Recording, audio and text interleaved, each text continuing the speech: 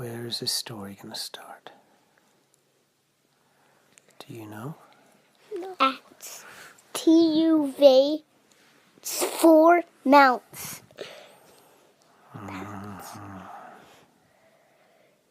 We're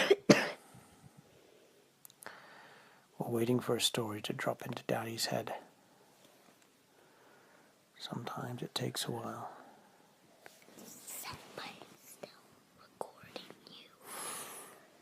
It's okay.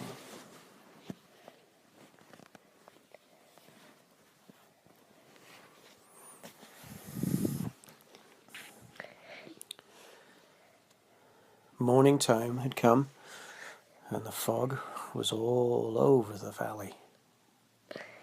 Now, every so often, the cold air from the ocean met the warm air from the land and created fog. Fog had come all the way up the valley through the river like a sea serpent, snaking its way. Fog makes everything wet, and it also means you can't see anything. Fog is sometimes a bit spooky. Well, Flopsy, Mopsy, and Cottontail all jumped out of their little burrows, sniffing their noses in the air. And Peter Rabbit, who always slept in, and slept a little bit too late that day, came out, rubbing his head. "Nice of you to join us, Peter," they all said. Peter mumbled.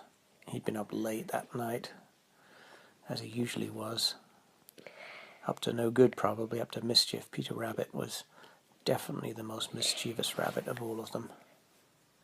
Flopsy and Mopsy were good little girls. And Cottontail, well, Cottontail was just Cottontail. Off in her own little world, talking to herself, playing games.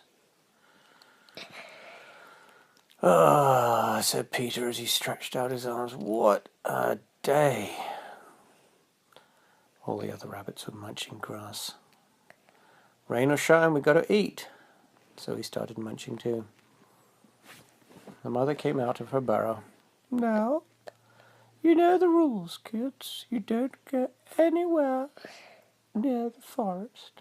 You don't even go up the top of the hill.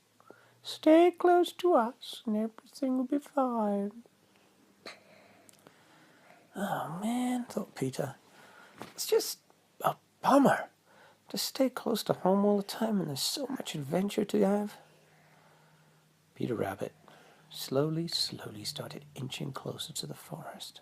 Now, I don't know about you, but would you do something like that? No. Oh, well, if you like Peter and you craved adventure, No. you might just do that. I like the adventure around the yard. Well, Peter wanted more than that. He started sneaking closer and closer to the forest. Flopsy and Mopsy said, "Peter!" But Peter just pretended he didn't hear them. When he got up to the edge of the forest, he looked down and saw his burrow way down there. "You can see for miles up here," said Peter. "You can see for even longer from up here," said a voice. "Who said that?" "Who said what?" "Who said what you just said?" "What did... Who said... just said... what?" "Who said what?" "Well, who said what you just said, what you said? Something said something, and there's nothing up here except me." "Oh, well, maybe that isn't me then." Peter looked around and he couldn't see anybody. No animals, no people, no birds, no nothing.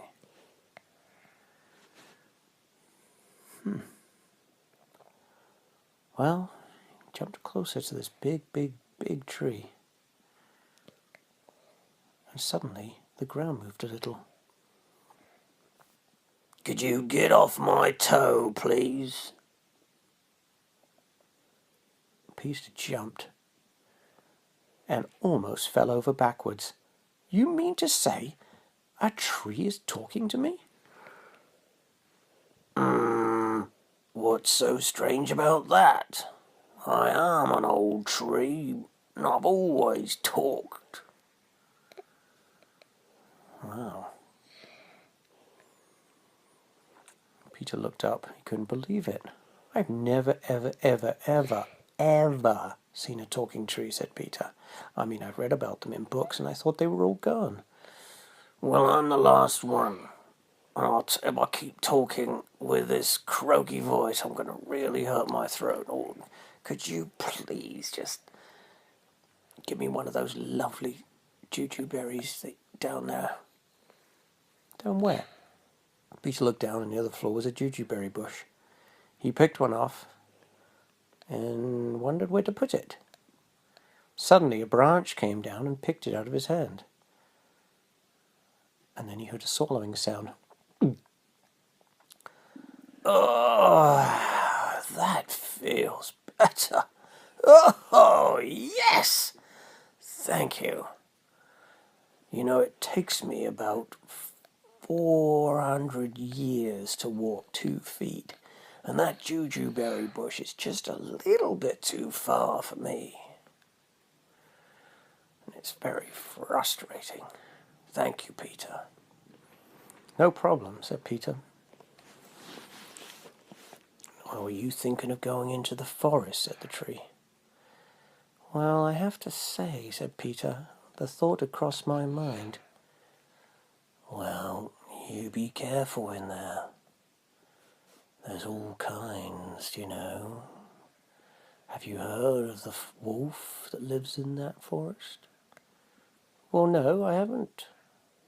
Well, he's there, and he's probably watching you right now. But go ahead, go in.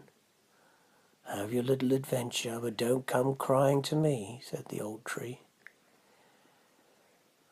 Peter stepped a little closer and peered into the dark forest. He thought, doesn't look too bad. He started walking a little closer. He peered a little deeper. Before you knew it, he turned around and he couldn't even see the old talking tree. He was in the forest, in the woods, alone. Wow, he said, the trees under here have so many crazy shapes. But he felt like he's being watched. Was the wolf real? Was the wolf that the tree talked about just a story? He walked forward a little more and turned around quickly. Nothing was there. He walked along a little more and then suddenly turned around. Nothing was there. He did it one more time, and this time something was there. It was a Peter Rabbit. He stopped to talk, hardly breathe. Hello. Hello. Hello. Hello. You see, I haven't talked in so long. I've kind of forgotten what my voice is, but now I've found it, so thank you. Hello. Hello? You gonna eat me?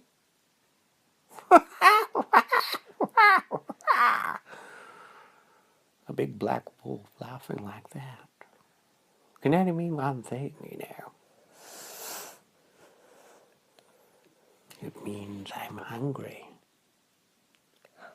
And although you look rather tasty, I won't eat you. Has nobody told you the wolf of the forest is a vegetarian? Peter sank with relief. A vegetarian wolf. Oh, am I ever